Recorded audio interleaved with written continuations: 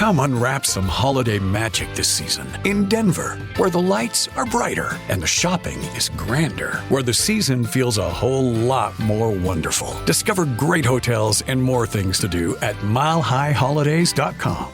Good morning. Is this Tyler? Good morning. This is Tyler. Can you see me? How you doing, man?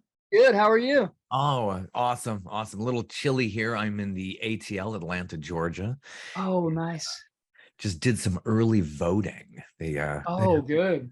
It's called a runoff in the U.S. Senate. Dang. Yeah, it's we're over in Nashville, so we're probably about the same weather, I'd say. I've become a Southerner. I've been down here for more than 3 decades. Oh, wow. Where are you from originally? Cleveland, Ohio. Cool. Which is just like, I grew up in just the ice cold. I shoveled snow for years. I still don't miss it, but it's the birthplace of rock and roll. That's so true, man. Yeah, exactly. I'm from Florida, so any type of cold, I'm like, jacket, what I got, pea coat, scarves, yeah, whatever I can get on.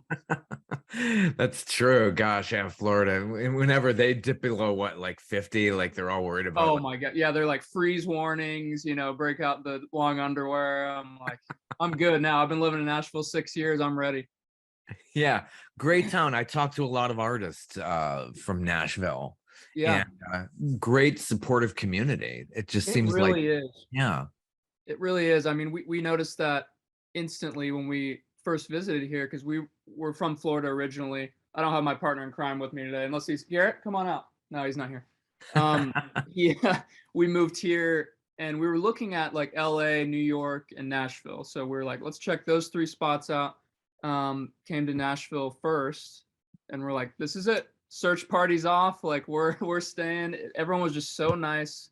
The musicians are so, like you said, supportive. It's such a supportive community, and we weren't really used to that in Florida. So it was really cool to have. It's very uplifting here. Yeah. Like, Florida's like many other places, probably most of the country. It's, like, hey, what are you kids doing? Go get a real job there. Oh my God. Yeah. I remember we would walk from our studio in Florida to Publix every day, on a break, and we'd, be wearing what we wear, and we would get heckled. So we got hardened at a very young age from the stage dress. This isn't Halloween now. Yeah, exactly. I'm like, well, it's tomorrow, but I'll still be wearing this. Yeah. I think here in Atlanta, people would say, hey, we understand you're in the music industry or in entertainment, because it's changed a lot over the years here. Yeah. Atlanta's got a great scene too, man. Yeah, hip hop is like really taken over throughout a lot of the metro. And I have a recording studio around the corner from me. It's called Tree Sound Studios. Cool. Very environmentally friendly guy, and he started this years ago, and people like the keyboardist for the Rolling Stones records over there. Elton John did. I think Elton John did an album called Peachtree Road, which was okay, cool. Yeah, really neat. So a lot of good stuff here. So do you guys get out and travel a lot? I'm sure there's a lot of backstory about COVID. Right. Yeah, we definitely used to. We're kind of coming out of hibernation. I have an immune disorder, so like when COVID hit, it was like worst nightmare scenario. I had to move back to Florida with my parents for I think a little over 2 years. So we were used to playing gigs every week. We'd have something on the calendar. So to kind of go from no gigs, or to go from many gigs to no gigs, was kind of a tough adjustment for us, and we kind of got used to being creative and writing on Zoom and kind of changing our creative relationship that way. So when the show stopped, it was rough, but it kind of birthed some new, creative energy, new ways to communicate. And that's kind of when Royal Sugar was birthed, out of that energy. Just like, let's do exactly what we want to do right now. When I get back to Nashville, let's do it. Let's do this thing. So it was some dark times, and then it came some light. So yeah, I hear that with so many artists lately. It's just now they're emerging. And I was doing all of this during the pandemic, and they were just doing, the live Facebook feed stuff, trying to get tip jars going and all that online. Yeah, so many people just longing. It's like, I got to break out of here. I'm going absolutely out of my mind. I know. Yeah, there's definitely a threshold. Yeah. So the name Royal Sugar, how did all that come about for those who need to be in the know on this? So that was an interesting time. It's naming a band is always so tough. No matter who you ask, it's like it's so tough. And nowadays, it's like you feel like all the good names are taken. You're kind of hunting the internet, putting two Yeah. words next to each other, doing the puzzle, see if it works. And those two words were thrown around a lot. And then when we put them together, I just had this like light bulb moment where I'm like, that's got to be a band, right? So I went online. I'm like, so it's got to be. I was like, it's such a cool name. And upon closer investigation, it is not a band name, but it felt like a band that it felt like it should have been a band name. So that's why we settled on it. And yeah, it really felt like who we were in the moment and who we still are. Just like a really fun rock and roll name. So yeah, that's good. Nobody took it. You always got to Google it now. Yeah, I know. somebody come up with this before. I'm sure that's tough with songwriting too. It has to Oh, be. absolutely.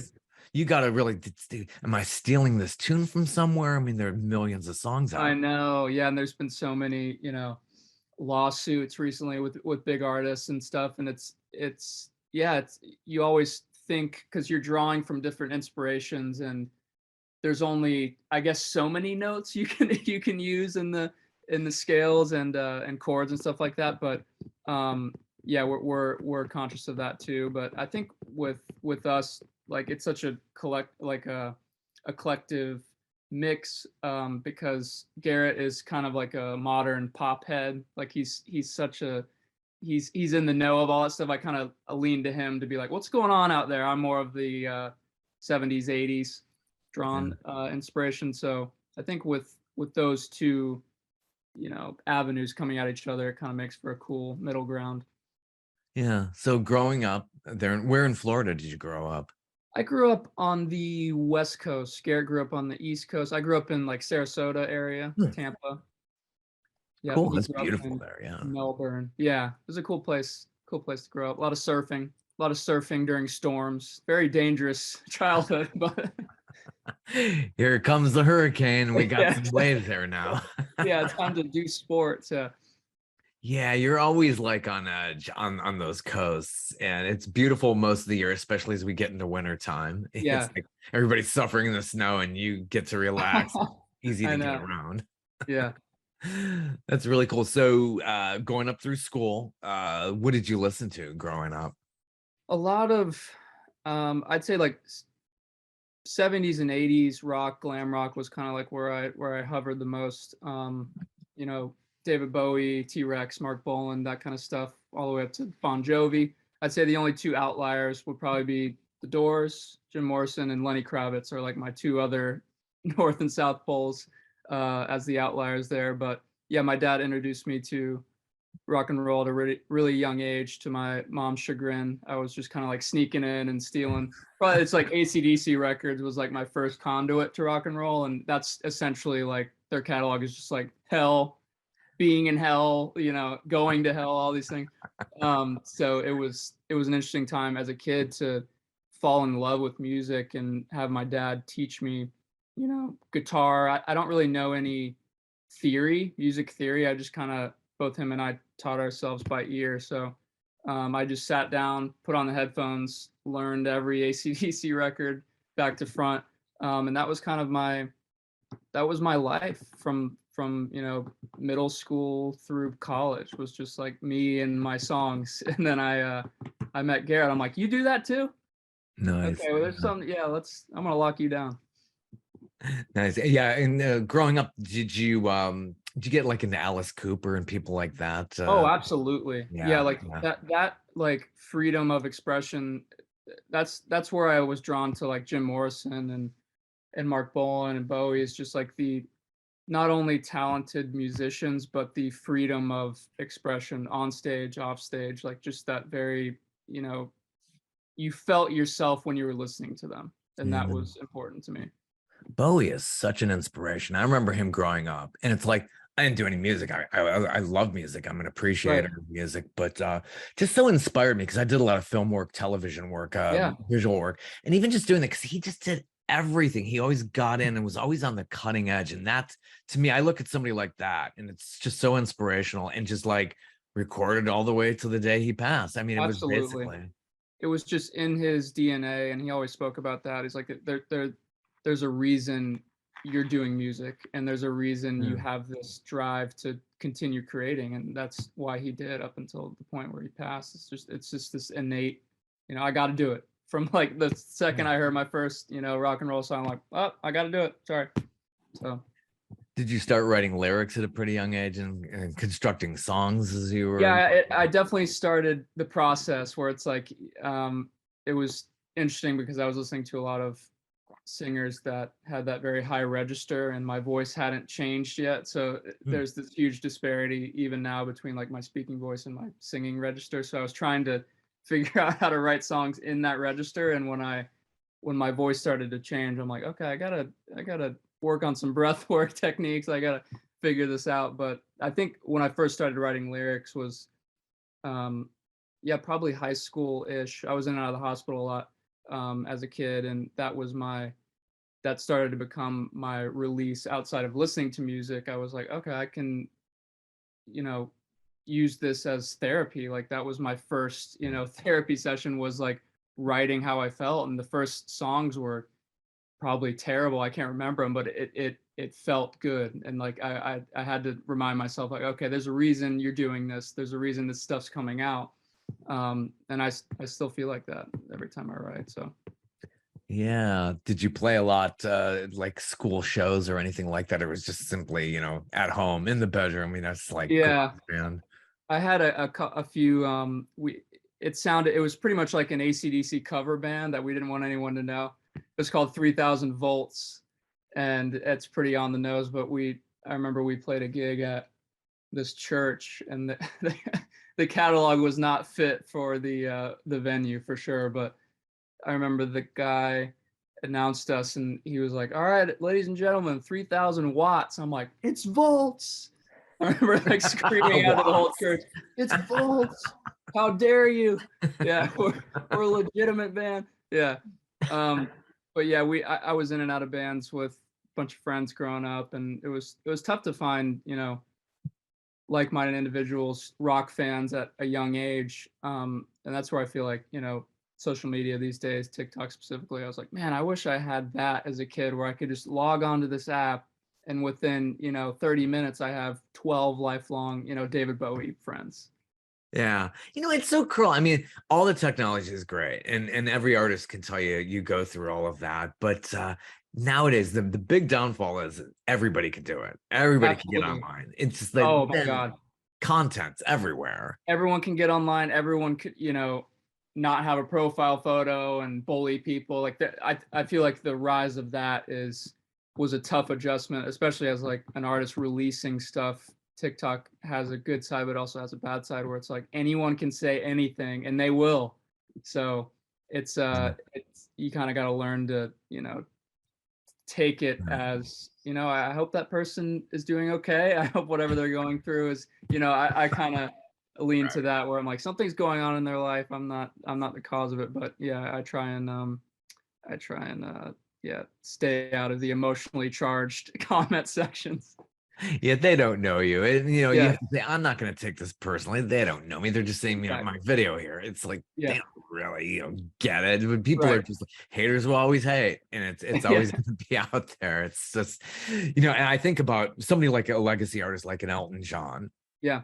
But brilliant these days. He's still on the charts because he's regurgitated some of the stuff, but he gets the criticism like, oh, well, what are you doing here? I know. It's brilliant marketing. You got to admit. Absolutely. And that's, one of the, old wives' tales, where it's like, if people are hating on you, there's probably a reason. You're doing something right. Like, exactly. I think we always say like, we're like a pop band that upsets rock fans and a rock band that upsets pop fans. So it's like, we're in a very upsetting band, but we'll find our fans, somewhere in the middle. Yeah, you'll find that throughout all of the arts, but I think music gets the biggest hits because it's just so accessible. You can play a song anywhere these days. For sure. Yeah, that's really true. You got to college. What made you decide to go where you went for school? It was close. I wanted to be able to, travel back and forth to see family. And it was a cool college. It was University of South Florida. I remember visiting there and being like, this is it's similar to the Nashville thing where I got there. I'm like, I don't need to look anymore. Like this feels like home. And it ended up being very shortly after that where I met Garrett, a mutual friend of ours, brought him over to my apartment one night. I wasn't a huge partier, so I had like a 1-bedroom apartment by myself, and like the rest of the block was, parties every night, right? So people would bounce between doors, and I remember Garrett and Blake showed up on my door. And I just got in the shower, I had my towel on. I'm like, hey, what's going on? He's like, this is my friend Garrett. Like he sings and plays too. Like he's a big rock fan. You guys should sing. And I remember I was like, yeah, come on in. So we sat down, played. I think it was like a Steve Miller Band or Bad Company song, and it was my first time harmonizing with someone. I had never done that before, and I remember hearing his voice and being like, I need to be around that voice. Like whatever it takes. Like I need to lock him down, join a band with me, move to Nashville. I was like, I need to be around this man. And yeah, it was like an instant, kind of telekinetic. I was like, something's here. So very thankful for University of South Florida for facilitating that moment between us. Yeah, that's a good thing. And that's, you meet people in school, and that's the whole point in going away, right? Is getting out of your comfortable environment, and you never know who you could bump into. So exactly. Garrett Carr, where does he originally come from? He's from Melbourne, Florida, Vieira area, the Space Coast. His parents worked in the NASA program. So it was really cool, growing up there. I bet. Huge industry over there too. Oh my God, it's wild. Like, yeah, everyone's connected to it. It feels like the mafia a little bit. It's like, oh, yeah, he's a made guy. He's connected over at NASA. But yeah, it's so cool to see the evolution of that. I think I saw a story post that he put up of his parents seeing one of the rockets take off recently, and they had recently retired, and like seeing their faces of all the work they had done. It was really cool. That's got to be fascinating. And I saw Space Correspondent, and they got a great picture of her from behind, just watching, because they were waiting for Artemis to go up, and they canceled it like twice or 3 times, something like that. Yeah. It's just like amazing when they finally actually did it. It's absolutely. Oh my, it's really phenomenal over there. I'm sure. Yeah. Wow. So yeah, in school, so did you start recording with Garrett, or it was just basically all live playing until you were out of there?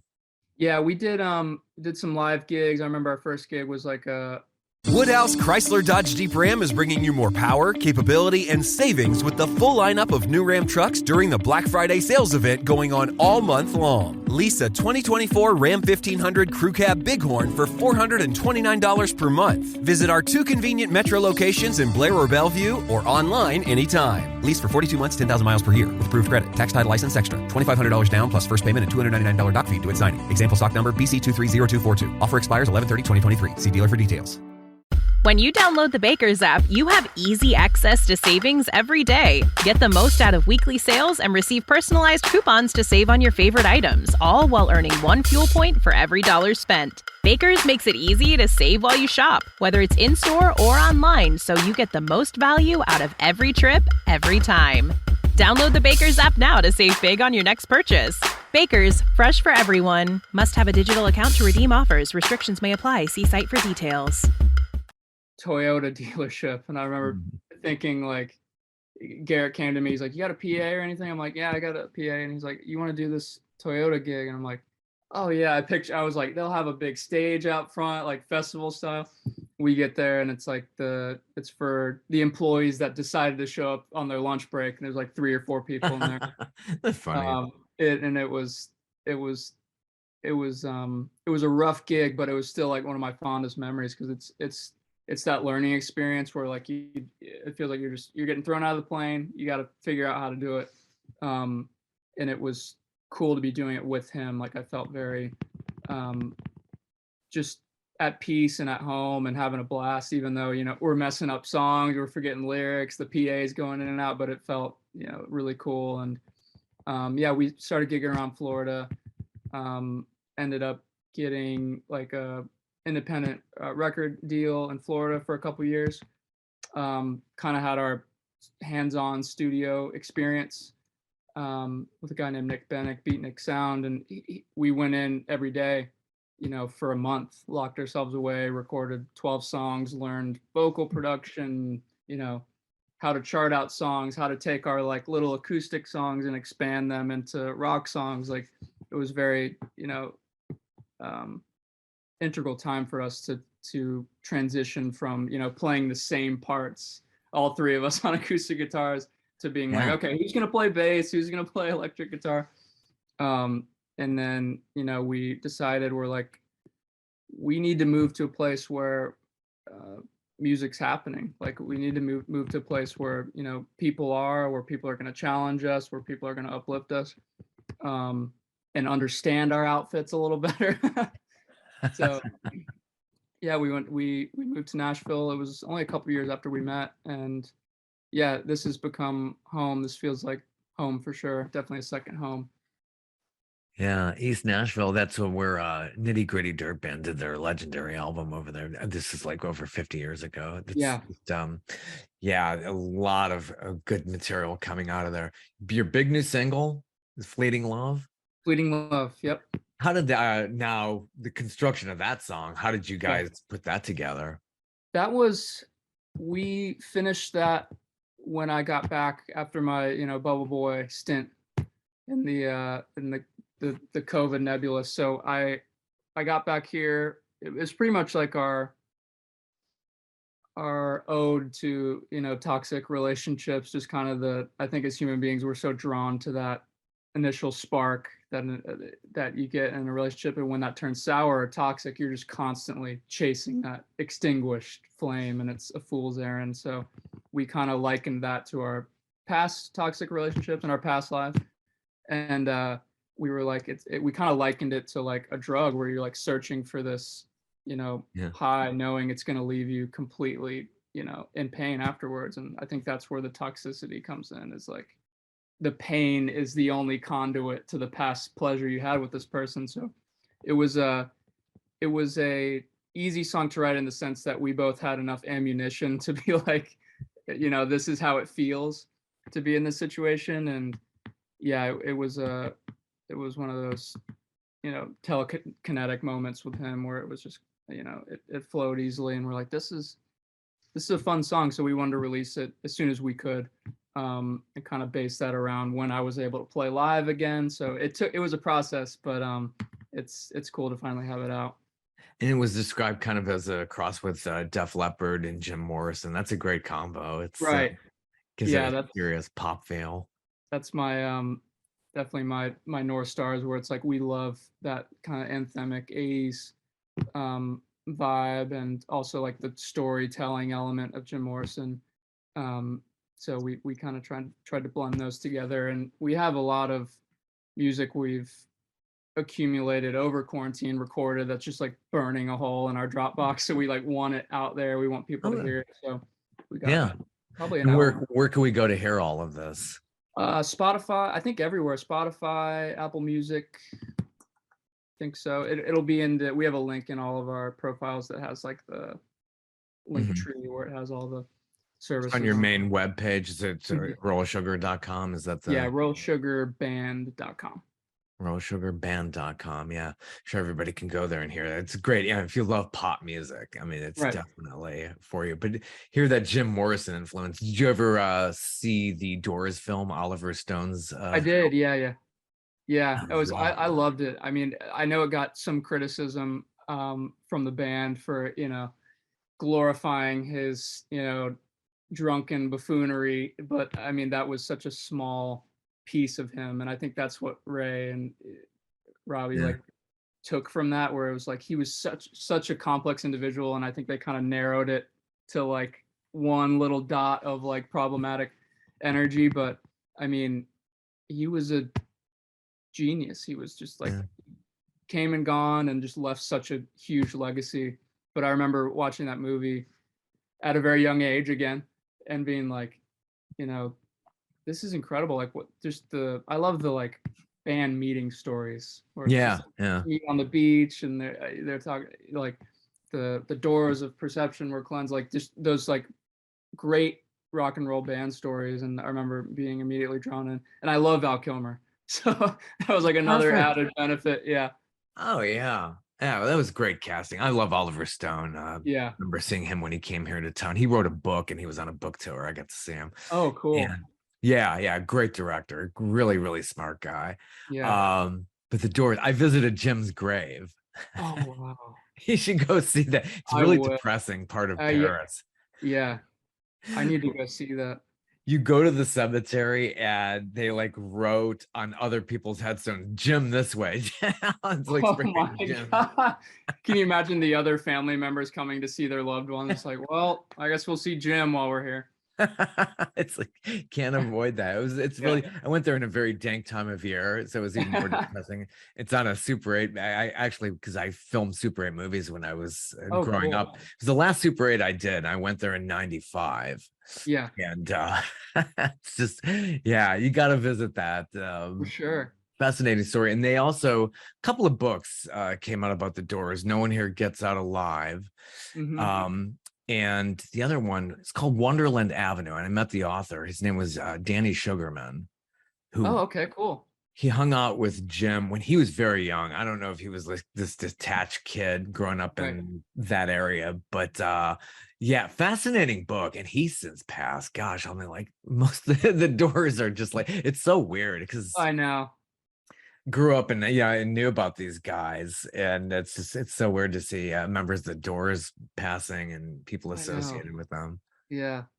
So your video for Fleeting Love is really good. Who directed that? That's a beautiful video. It was our friend Dylan Jordan. He's a great photographer, videographer. We his buddy had this like cool vintage 71 Impala, and he brought it over and we're like, this is killer. So he had the idea of us just sitting in the car and just like changing positions and it being very kind of like trippy.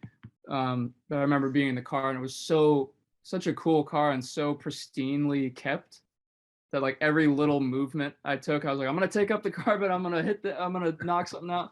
And Garrett was like flipping over the front seat. I'm like, the owner's watching us do it from the, but it was very cool. Like that was like our intro into like creating this world around Fleeting Love, and yeah, he did a great job. And we just recently filmed a full music video for Fleeting Love last week, I think it was, and we're able to go into this wild like LED wall space where they like film movies and Mandalorian, all these TV shows, and we walked in and we're like so used to like filming in like tiny little cyc walls, like 6x6 cyc walls. And we go in there and they're like, yeah, like Tom Cruise was in here last week, Taylor Swift. We're like, we shouldn't be here. Like this is, we're not ready for this. But yeah, they were super gracious to us in there. And it was such a cool experience because we wanted to create this, expansive video for the song to kind of make it feel like how it felt when we were writing it, and fog and strobe lights and everything. So we're really excited to have that out and have a visual for the song. Great. And you also did a cover of Medicine. I just saw that video. That's been racking up some views too. Medicine is a Harry Styles song. Yeah. What made you decide on that? Garrett and I were always huge One Direction fans, and like when we would play live, we would cover songs and like turn them into rock versions. And we went and saw Harry on his first solo tour here in Nashville, 2018, I think it was. I remember like looking down from the nosebleeds with Garrett and like him starting to play that song. We're like, what is that song? Like it was like, it sounds like something we would do. It's like this very it has this rock vibe to it. And we kind of waited around because we didn't find it on any of his records, and we waited around like everyone else. We're like, when's he gonna release this song? And he never did. So we're like, I think we just need to record our own version of it. But yeah, it was really cool because I was like, just started as like a fun project where we're like, let's turn this song into our version of it. And then that kind of birthed our sound. Good. Over 70,000 followers on TikTok. That's incredible. So that's really blowing up. That's great song. Yeah, thank you. Yeah, it's been fun. Like I was saying, like as a kid, I wish I could have, gone on an app and found glam rock fans that also like pop and know who Harry Styles is. It's like a very like interesting algorithm, where I think algorithms get a lot of hate sometimes. But it's very creepy how like targeted the algorithm is. It was like finding all these amazing people to like share our music to and create a community with. So it's even as a glam rock fan, it's really cool to like be a part of that community, even like aside from us being the band. Like, it's really cool to be a part of it. Yeah. So what do you hope to do? Like put out lots of albums, EPs, just stick with singles? I know a lot of people are like, we're going back to just doing singles, get them out there as fast as possible. We're definitely we want to get that album out there. We love albums, we love records, we love an experience listening from beginning to end, having a cohesive tie. And that's definitely the goal for 2023, is to, assemble, whether that be an EP first and then an album, but we definitely have an album's worth. So it's I would definitely want to record an album and get that out there. Yeah, tour behind that. So the kind of dates you're setting up, are you headlining? Are you opening up for others? Definitely want to do some headlining spots around Nashville. That's going to be our initial, re-entry after this, quarantine period. But super exciting. I was telling Garrett, I was like, if we can just play one more show, my life is complete. Like, that's how I feel at this point. It's just so fun to like think about almost like restarting our career. Like, I feel like a kid again, where it's just like, I feel like I'm in 3,000 volts and I'm like about to take the stage. It's like, it's volts, by the way. But we kind of like rekindle that energy where it's like, let's just go have a blast, play some shows. So yeah, the goal is to play some shows around Nashville, hopefully get some like opening slots on tour nationally. And yeah, we've been rehearsing the last few months. So first of the year, we'll kind of start to kick it back up. Awesome. Yeah. Hopefully you'll get around the country too and really expand beyond Nashville. Absolutely. Love to come play in Atlanta. That was actually one of the spots we were about to play before COVID hit. So a lot of good venues here. That's it would be incredible. And we have a band standing. I'm in the Peachtree Corners area, and they have a band out here. A lot of people play over here. I think Spin Doctors actually play that. Oh, cool. Stage. So yeah, I mean, you go Peachtree Corners, there's Peachtree City on the south side that has a really nice big amphitheater. So many places you can play here. But yeah, wow. So you're rehearsing, you have a rituals that you're doing during rehearsals, getting your I heard you're practicing in heels. I am. Yeah, I think I have them on today. Just to get you into that mood. Yeah, exactly. But yeah, I've been coming out of not having played shows for a while. Even my normal heels were starting to get my Achilles a little sore. So I'm like, I need to ramp this, workout schedule back up. So yeah, we've been rehearsing in like full glam and trying to get that energy up, and assembled live band. We have Jordan Arnold on drums, Jack Devine on guitar. It's just these incredible young musicians that we found in Nashville. And that's, just a testament to this town, is just going on social media and finding like the best drummer and guitar player I've ever seen and being like, hey, you want to play for a rock band? They're like, hell yeah. So it's been really cool to kind of rekindle that live dynamic again. Nice. To be able to do it. So that is really cool. Yeah. Your website's doing great. A lot of followers there. Getting over 1 million likes on your platform. So that there's a lot of good fan base out there. So yeah, absolutely. Well, best wishes to you. Do you have another album in production or something just down the road, or are you always constantly writing? Yeah, constantly. I think whenever something strikes us, I'm like, Garrett, get over here. Something's happening. But I'm in my home studio right now, and I'll kind of carve out, things I'm hearing in my head the best of my ability, and then we'll, take it to the bigger studios, and then kind of figure it out. But yeah, we have a lot even mixed and mastered already. So the plan is to either release maybe one more single and then work towards the album, but I would definitely like to get a full-length album out there. So maybe another hibernation period where we finish all the ideas that are floating around, and then release them. Do you have like a vocal technique? Do you have a vocal coach? How do you keep that voice in shape? I don't, unfortunately. I've had vocal nodules and stuff in the past. I've had a couple voice therapists here and there to like help me with my breath support. I definitely had to like relearn how to, because when I went through that period of like starting to sing at a young age and then the voice changing, I never really learned how to support that in a healthy way. So they've definitely helped me with like breath support and vocal control. Definitely the warm-ups. I never warmed up in the past, so that's a very important thing to do, especially if we want to be playing more shows. So yeah, it's the warm-up is very central to the keeping it on pitch for sure. Yeah, people just like, you could just sing, but it's a profession, it's a technique. You have to take care of that. So that's awesome. Well, great speaking with you. And you too. Thank you so much for having us on, Robert. That was awesome. Well, I wish Garrett was here. He's here in spirit. He's somewhere in this room. We'll get him down the road some other time. Absolutely. It sounds like you're off to a great start. So definitely check it out. It is royalsugarband.com. Yeah. All the links to the socials, latest material that's out there. So that's awesome. Really cool speaking with you. Thank you so much, Robert. Hope to talk to you again soon. Take care. Have a good one. You too. Bye. The holidays start here at Baker's with a variety of options to celebrate traditions old and new. Whether you're making a traditional roasted turkey or spicy turkey tacos, your go-to shrimp cocktail, or your first Cajun risotto, Baker's has all the freshest ingredients to embrace your traditions. Baker's, fresh for everyone. We've locked in low prices to help you save big store-wide. Look for the locked in low prices tags and enjoy extra savings throughout the store.